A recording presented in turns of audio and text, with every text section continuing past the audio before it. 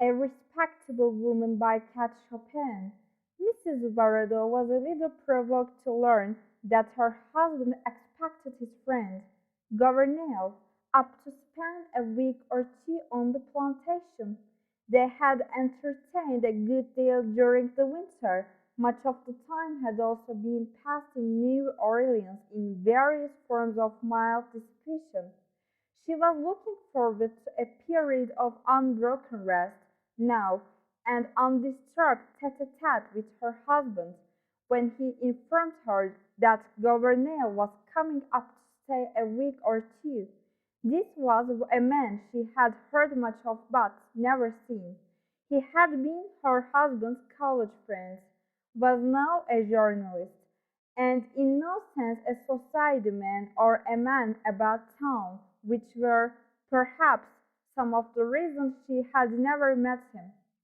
But she had unconsciously formed an image of him in her mind. She pictured him tall, slim, cynical, with eyeglasses, and his hands in his pockets. And she didn't like him. Gouvernail was slim enough, but he wasn't very tall nor very cynical. Neither did he wear eyeglasses or carry his hands in his pockets, and she rather liked him when he first presented himself. But why she liked him she couldn't explain satisfactorily to herself. When she partly attempted to do so, she could discover in him none of those brilliant and promising traits which Gaston, her husband, had often assured her that he possessed. On the contrary, he sat rather mute and receptive before her chaddy eagerness to make him feel at home, and in face of Gaston's frank and worthy hospitality. His manner was as courteous towards her as the most exacting woman could require, but he made no direct appeal to her approval or even esteem. Once settled at the plantation, he seemed to like to sit upon the wide portico in the shade of one of the big Corinthian pillars, smoking his cigar lazily and listening attentively to Gaston's experience as a sugar planter. "This is what I call living," he would utter with deep satisfaction as the air that swept across the sugar field caressed him with its warm and scented velvety touch. It pleased him also to get on familiar terms with the big dogs that came about him, rubbing themselves sociably against his legs. He didn't care to fish, and displayed no eagerness to go out and kill grosbacks when Gaston proposed doing so. Gouvernail's personality puzzled Mrs. Baroda, but she liked him. Indeed, he was a lovable, inoffensive fellow. After a few days, when she could understand him no better than at first, she gave over being puzzled and remained piqued. In this mood, she left her husband and her guest, for the most part alone together. Then, finding that Gouvernail took no manner of exception to her action, she imposed her society upon him, accompanying him in his idle strolls to the mill and walks along the Batteur. She persistently sought to penetrate the reserve in which he had unconsciously enveloped himself. "When is he going, your friend?" she one day asked her husband. "For my part, he tires me frightfully." "Not for a week yet, dear. I can't understand. He gives you no trouble." "No, I should like him better if he did, if he were more like others, and I had to plan somewhat for his comfort and enjoyment." Gaston took his wife's pretty face between his hands, and looked tenderly and laughingly into her troubled eyes. They were making a bit of toilet sociably together in Mrs. Baroda's dressing room.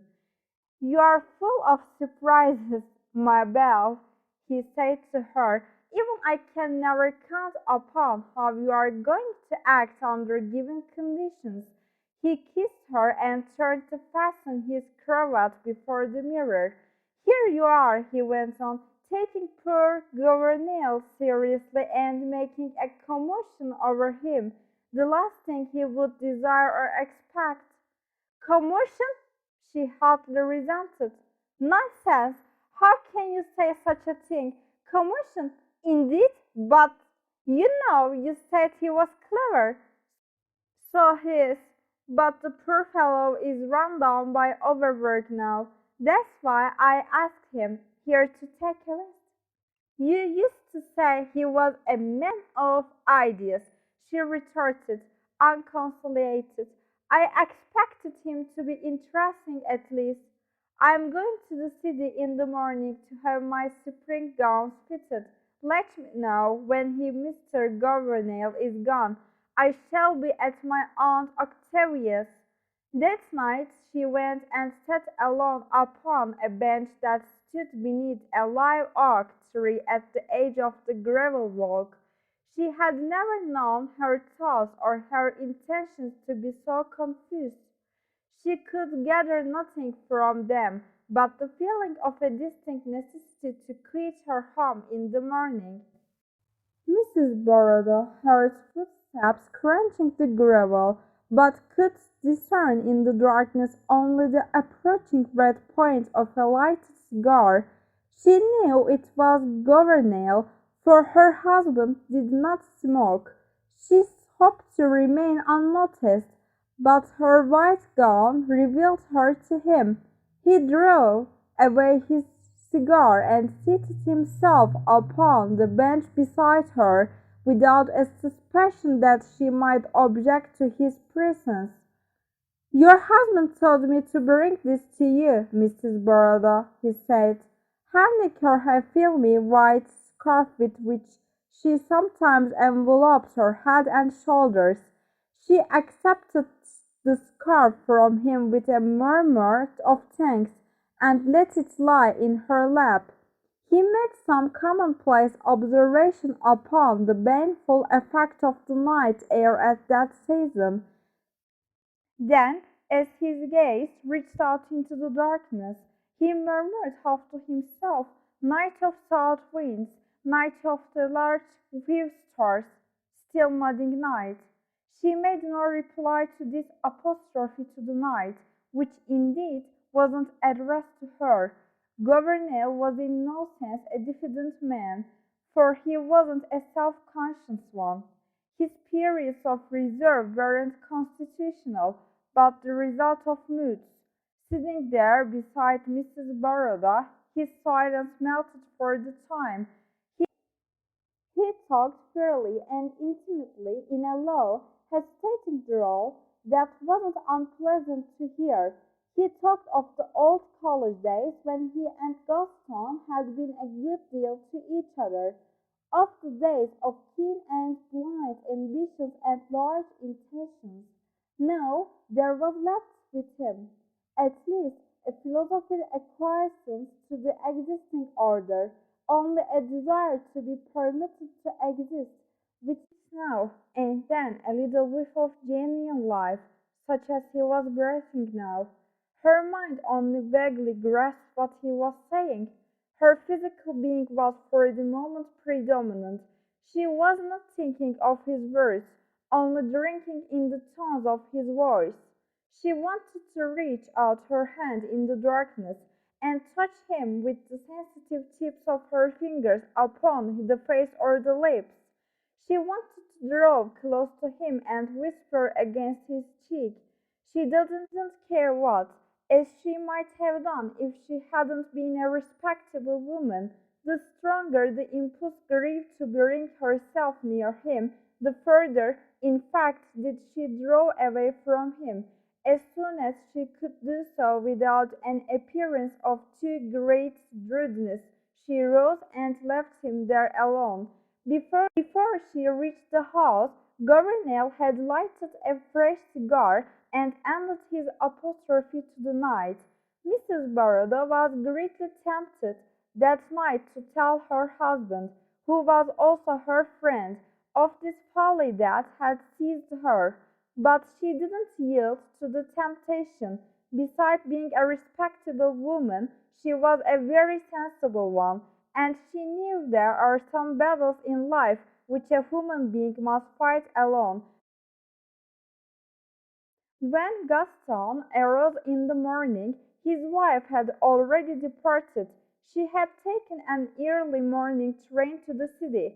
She didn't return till Gouvernail was gone from under her roof. There was some talk of having him back during the summer that followed. That is, Gaston greatly desired it, but this desire yielded to his wife's strenuous opposition. However, before the year ended, she proposed, wholly from herself, to have Gouvernail visit them again. Her husband was surprised and delighted with the suggestion coming from her. "I'm glad, chère amie, to know that you have finally overcome your dislike for him. Truly he didn't deserve it."